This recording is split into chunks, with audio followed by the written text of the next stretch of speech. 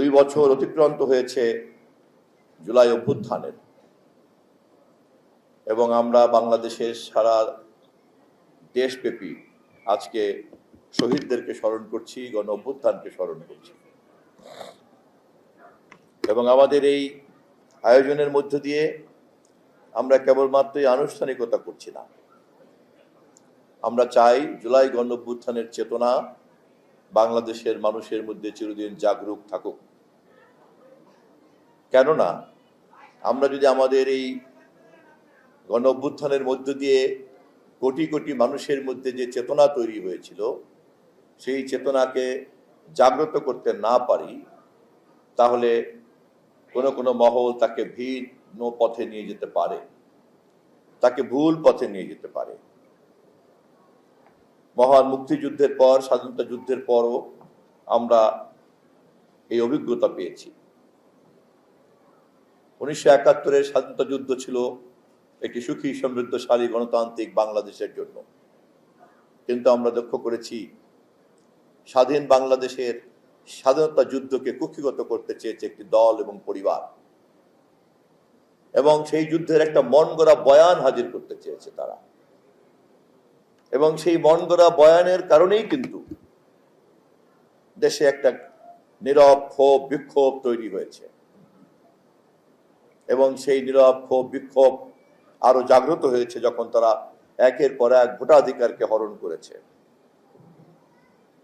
তারা যখন নিশিরাতের ভোট করে, ভোটারবিহীন ভোট করে, চক্রান্ত করে, জালিয়াতি করে, জোর করে ক্ষমতা ধরে রাখতে চায়, ক্ষমতাকে ব্যবহার করতে চায় রাষ্ট্রকে লুটপাট করার জন্য, ঠিক তার বিরুদ্ধেই শুধুমাত্র রাজনৈতিক দলের প্রতিবাদ ছিল না, গোটা দেশবাসীর আবাল বৃদ্ধ বনিতা দলমত নির্বিশেষে গণতন্ত্রের পক্ষে সকলেই এক হয়ে গিয়েছিল।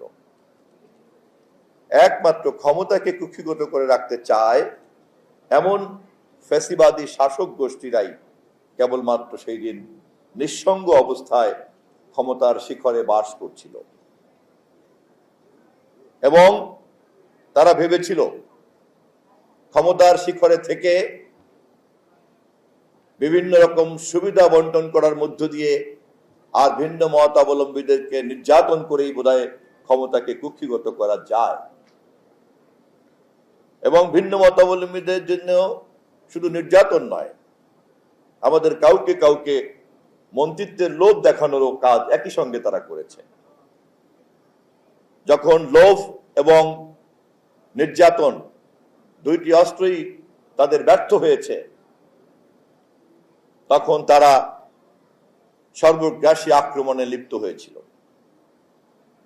আমাদের মাতৃতুল্য নেত্রী দেশনেত্রী বেগম খালেদা জিয়া যেই সংগ্রাম শুরু করেছিলেন 2009 সনে, সেই সংগ্রাম ধারাবাহিকভাবে চলতে চলতে 2024-এ এসে 30 মাসের মাস 36 মাসে পরিণত হয়ে 5ই আগস্টে জুলাই অভ্যুত্থান বিজয়ের বেশে বাংলাদেশে হাজির হয়েছে। ফ্যাসিবাদ পালিয়ে গিয়েছে, ফ্যাসিবাদের দিন শেষ, গণ অভ্যুত্থানের বাংলাদেশ।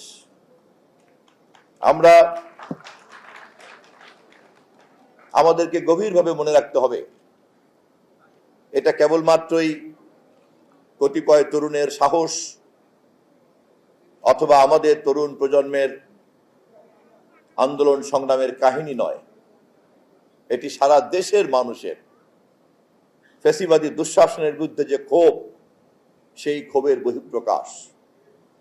একটু আগেই আমরা ভিডিও চিত্রতে দেখলাম,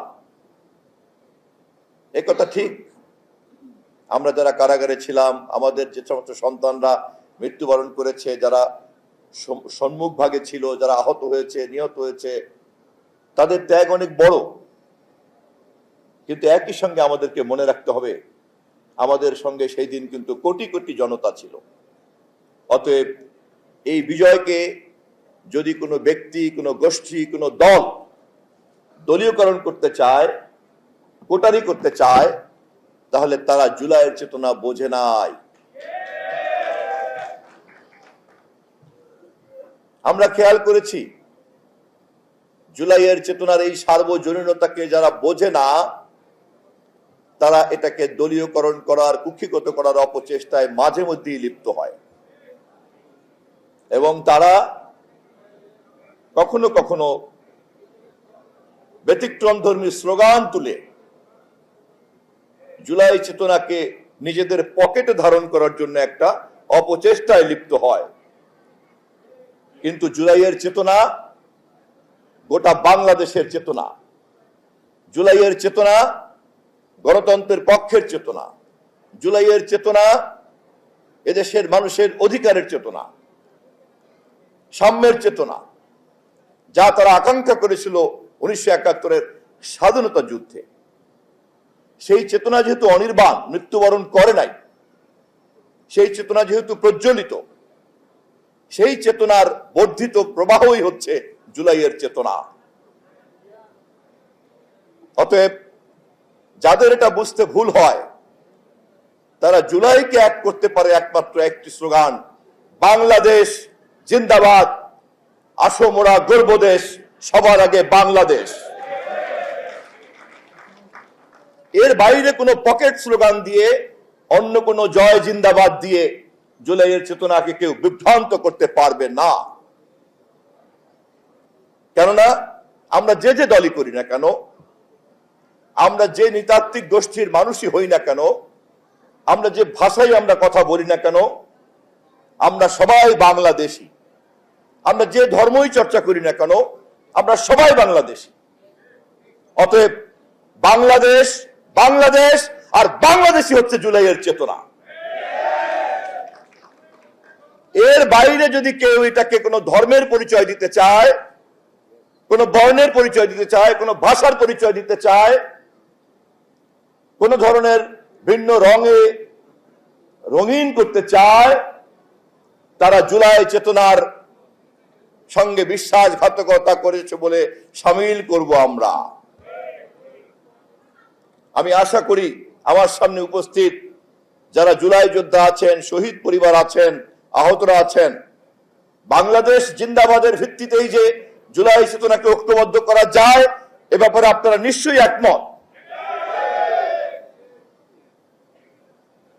আমাদেরকে পাহারা দিতে হবে বাংলাদেশকে, বাংলাদেশের স্বাধীনতাকে, বাংলাদেশের সার্বভৌমত্বকে এবং বাংলাদেশের উন্নয়নের লক্ষ্যে যে জাতীয় ঐক্য আমাদের নেতা দেশনায়ক তারেক রহমান তৈরি করার চেষ্টা করে চলছেন, সেই জাতীয় ঐক্যকে পাহারা দিতে হবে। কোন মহল কিভাবে, কি ভাষায়, কি চক্রান্তে, কি কৌশলে আমাদের জাতীয় ঐক্যকে বিনষ্ট করতে চায়, এ ব্যাপারে লাগাতার ভাবে সজাগ থাকতে পারাই হচ্ছে জুলাইয়ের চেতনা। আমরা বাংলাদেশকে যত ঐক্যবদ্ধ রাখতে পারবো, বাংলাদেশকে আমরা যত সমৃদ্ধশালী করতে পারবো, বাংলাদেশের মানুষের ভোটাধিকারকে আমরা যত বেশি প্রাতিষ্ঠানিক করতে পারবো এবং বাংলাদেশের রাজনীতির গণতান্ত্রিক সংস্কৃতিকে আমরা যত বেশি শিকড় সম্পন্ন করতে পারবো, ততই জুলাইয়ের সকল শহীদের আত্মত্যাগের মর্যাদাকে আমরা প্রতিষ্ঠা করতে পারবো। শহীদের মর্যাদা প্রতিষ্ঠা করার জন্য এর বাইরে আর কোনো দ্বিতীয় পথ খোলা নাই। আমি আপনাদের সকলের কাছে বিনীত আহ্বান জানাতে চাই, দক্ষিণ বাংলার জুলাই যোদ্ধা এবং শহীদ পরিবারের যারা এখানে আপনারা উপস্থিত হয়েছেন, এই বিজয় গণতন্ত্রের, এই বিজয়ে পরাজিত হয়েছে ফ্যাসিবাদ। শহীদের ত্যাগ যদি আমরা মূল্যায়ন করতে ব্যর্থ হই, ইতিহাস আমাদের কাছে জবাব চাইবে। পরাজিত ফ্যাসিবাদ 1971-এর শহীদের ত্যাগকে মর্যাদা দেয় নাই, মূল্য দেয় নাই, উপরন্ত মুক্তিযোদ্ধার কোটার নামে মুক্তিযুদ্ধ আর স্বাধীনতা যুদ্ধ নিয়ে তারা ব্যবসা করতে গিয়েছিল এবং তার বিপরীতেই কিন্তু কোটা বিরোধী আন্দোলন এবং বৈষম্য বিরোধী আন্দোলন হয়েছে। অতএব আমরা যখন জুলাইয়ের নিয়ে গর্ব করব, তখন আমাদেরকে মাথায় রাখতে হবে আমরা কোনোভাবেই জুলাইয়ের চেতনাকে কোনো কোটা অথবা কোনো স্বার্থের হাতিয়ারে পরিণত করব না। জুলাই অভ্যুত্থান এবং জুলাইয়ের ত্যাগ তিতিক্ষা, জুলাইয়ের গৌরব কোন ব্যক্তি দলের স্বার্থের প্রকল্প হতে পারে না। বিশেষ করে জুলাই যোদ্ধা, জুলাই শহীদ পরিবার এবং জুলাইয়ের চেতনায় যারা উদ্বুদ্ধ, তাদেরকে ব্যাপারে সজাগ থাকতে হবে। প্রতিটি শহীদ পরিবারকে পুনর্বাসন করা, শহীদদের ত্যাগ তিতিক্ষার সর্বোচ্চ মর্যাদা মূল্যায়নকে নিশ্চিত করার দায়িত্ব আমাদের সরকার ইতিমধ্যেই গ্রহণ করেছে। এই কাজের পদ্ধতির মধ্যে যদি কোনো দোষ ত্রুটি থেকে থাকে, সংশ্লিষ্ট প্রশাসন সে ব্যাপারে অবশ্যই পদক্ষেপ নেবে এবং তা সংশোধন করবে। এ ব্যাপারে বিভ্রান্তির কোনো সুযোগ নাই। কিন্তু কোনোভাবেই শহীদের ত্যাগের মর্যাদা দানের প্রক্রিয়া থেকে আমাদের সরকার পিছপা হবে না। এবারের আন্দোলন সংগ্রামের বড় বৈশিষ্ট্য হচ্ছে শহীদরা সার্বজনীন। কে কোন দল করে, কে কোন চিন্তা করে, কে কোন ধর্মের লোক, এমনকি আমি যে তথ্য মন্ত্রণালয়ের দায়িত্বে আছি, এখানেও ৬-৭ জন সাংবাদিক তার পেশাগত দায়িত্ব পালন করতে গিয়ে মৃত্যুবরণ করেছেন।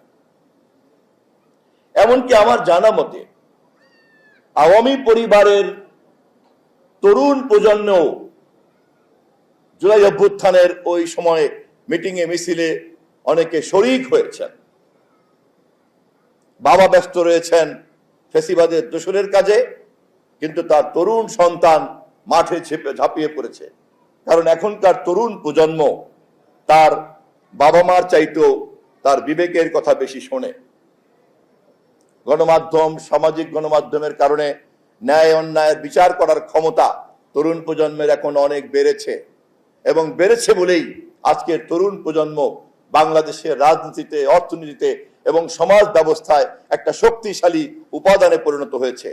আমরা যারা বয়স্ক নাগরিক, আমাদেরকে এই তরুণ প্রজন্মের উত্থানকে সম্মান জানানো উচিত, স্যালুট জানানো উচিত। তা যদি আমরা করতে পারি, তা যদি আমরা সঠিকভাবে করতে পারি, তাহলেই আমরা বুঝতে পারবো সাঈদ, ওয়াসিম, মুগ্ধদের আত্মত্যাগের লক্ষ্য কি ছিল।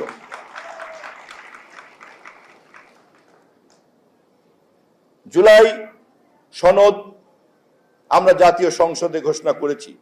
আমাদের সংসদ নেতা, আমাদের মাননীয় প্রধানমন্ত্রী স্পষ্টভাবে জানিয়ে দিয়েছেন যে ৩১টি দল আমরা জুলাই সনদে জাতীয় সংসদের সামনে বসে বিশ্ববাসীকে সাক্ষী রেখে স্বাক্ষর করেছি।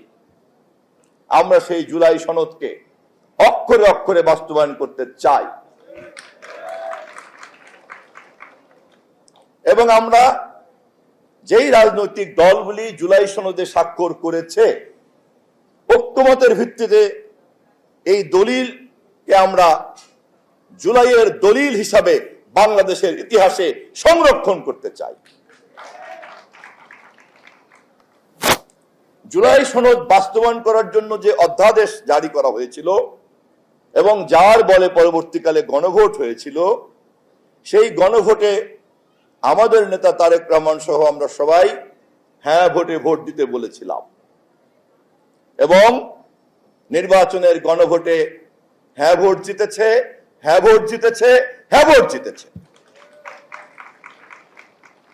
তার মানে যেই রাজনৈতিক দলগুলি আমরা ঐক্যমতের ভিত্তিতে জুলাই সনদে স্বাক্ষর করেছিলাম, সেই স্বাক্ষর জনগণ ভোট দিয়ে যে পার্লামেন্ট তৈরি করেছে, সেই পার্লামেন্টকে বাস্তবায়ন করার জন্য গণভোটের মাধ্যমে আমাদেরকে শক্তিশালী করেছে। অতএব এই নির্বাচিত পার্লামেন্টে যেমন জনগণের পার্লামেন্ট, এবং সেই পার্লামেন্ট জুলাই সনদ যেটা আমরা স্বাক্ষর করেছি সেটা বাস্তবায়ন করতে বাধ্য, এ কথাই গণভোটের মাধ্যমে জনগণ আমাদেরকে জানিয়ে দিয়েছে। কিন্তু দুর্ভাগ্যজনক হলো সত্য, একটি মহল গণভোটকে বিভ্রান্তিকর ভাবে ব্যাখ্যা করার চেষ্টা করেন। আমি বিনীতভাবে গণতন্ত্রের পক্ষের সকল শক্তিকে আহ্বান জানাতে চাই, জনগণ ভোট দিয়ে যে পার্লামেন্ট তৈরি করেছে এবং আমাদের সংবিধান অনুযায়ী সেই পার্লামেন্টই হচ্ছে সর্বোত্তম সিদ্ধান্তের জায়গা, সেই পার্লামেন্টই হচ্ছে সভরেন, সার্বভৌম। জনগণের সকল ক্ষমতা এই পার্লামেন্টের মাধ্যমেই চর্চা হবে। আমাদের দেশের সংবিধান, রাষ্ট্র, রাজনীতি, বিজ্ঞান কোনো কিছুতেই নির্বাচিত একটি পার্লামেন্টের চাইতে অন্য কোনো ক্ষমতাবান কোনো কর্তৃপক্ষ জনগণ বরদাস্ত করে না। অতএব এরপরেও যদি কোনো বিতর্ক থেকে থাকে, তার মীমাংসার একমাত্র জায়গা হচ্ছে পার্লামেন্ট, পার্লামেন্ট এন্ড পার্লামেন্ট। আমি বরিশালের এই দক্ষিণ অঞ্চলে দাঁড়িয়ে শহীদদেরকে সামনে রেখে জাতির এই আকাঙ্ক্ষার কথা আমাদের মাননীয় প্রধানমন্ত্রীর পক্ষ থেকে আবারও সংশ্লিষ্ট সকল গণতান্ত্রিক শক্তিকে বিনীতভাবে স্মরণ করিয়ে রাখতে চাই। আমি আমার বক্তব্য শেষ করব এই কথা বলে,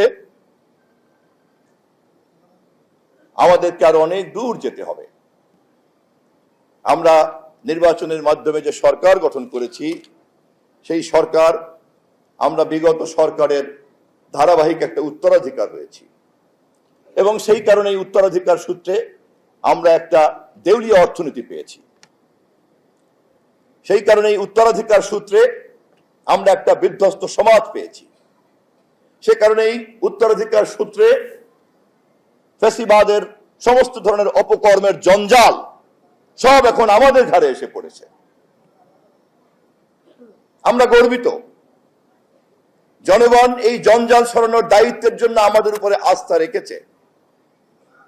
আমরা গর্বিত, এই বিধ্বস্ত পঙ্গু অর্থনীতিকে আবার দাঁড় করানোর জন্য তারেক রহমানকেই তাদের সঠিক নেতা মনে করেছে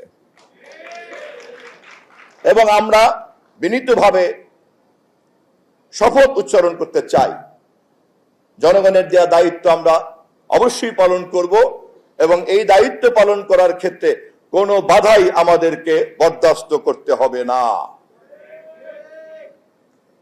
আমরা সর্বশেষ মুহূর্ত পর্যন্ত চলার পথের সকল গণতান্ত্রিক শক্তিকে ঐক্যবদ্ধ রাখার জন্য অভিভাবকের দায়িত্ব পালন করব, কারণ আমরা সংসদের সবচেয়ে বড় দল। আমাদের নেতা তারেক রহমান সবচেয়ে জনপ্রিয় নেতা, আমাদের সংসদে সবচেয়ে বেশি আসন। অতএব আমরা আমাদের এই অভিভাবকের দায়িত্ব পালন করব এবং অভিভাবকের দায়িত্ব পালন করার জন্যই আমাদের মিত্ররা কেউ যদি কখনো কোনো ভুল ভ্রান্তি করেন, আমরা সেই ভুল ভ্রান্তিগুলিকে অত্যন্ত ধৈর্যের সঙ্গে সংশোধন করার চেষ্টা করব, করছি, ভবিষ্যতেও করব। কিন্তু শাসনভার যেহেতু আমাদের হাতে, এই দায়িত্ব পালন করার পর্যায়ে যদি পিঠ দেয়ালে ঠেকে যায়, জনগণের স্বার্থ, জনগণের নিরাপত্তা, জনগণের দায়িত্ব পালন করতে গিয়ে যদি তখন আমাদেরকে আমাদের মিত্রদের সঙ্গে কঠোর ভাষায় কথা বলতে হয়, সেই পরিস্থিতি আমরা কামনা করি না। অতএব পার্লামেন্টের বাইরে যারা রাজনীতিকে রাজপথে নিয়ে যেতে চান, রাজপথ থেকে সেই রাজনীতিকে যারা ডিজিটাল প্ল্যাটফর্মে নিয়ে যেতে চান, ডিজিটাল প্ল্যাটফর্ম থেকে সেই রাজনীতিকে যারা আমাদের দেশের বিভাজনের মধ্যে নিয়ে যেতে চান, আমি তাদেরকে বলবো, ক্ষমতার মোহে, ক্ষমতার লোভে, দলীয় অন্ধত্ব, আদর্শের অন্ধত্বের কারণে এই বিভ্রান্তিকর চোরাগুলির পথে বাংলাদেশকে আপনারা নিয়ে যাবেন না। লক্ষ শহীদের রক্তের বিনিময়ে দেশ স্বাধীন করেছি, হাজারো শহীদের রক্তের বিনিময়ে স্বৈরতন্ত্রের স্বাদকে উৎখাত করেছি, আবার হাজার হাজার রক্তের বিনিময়ে জুলাই অভ্যুত্থানের মধ্য দিয়ে আমরা আমাদের বাংলাদেশকে সঠিক পথে আবার পুনঃস্থাপন করেছি। আর বাংলাদেশকে কেউ বিভ্রান্তিকর পথে নেওয়ার চেষ্টা করবেন না। আসুন, যে ঐক্য তৈরি হয়েছে জুলাইয়ের সকল শহীদের রক্তের মধ্য দিয়ে, সেই ঐক্যকে আমরা ধরে রাখি এই দেশকে সমৃদ্ধশালী না করা পর্যন্ত। সবাইকে ধন্যবাদ, শহীদের আত্মার মাগফিরাত করছি, কামনা করছি আবারও।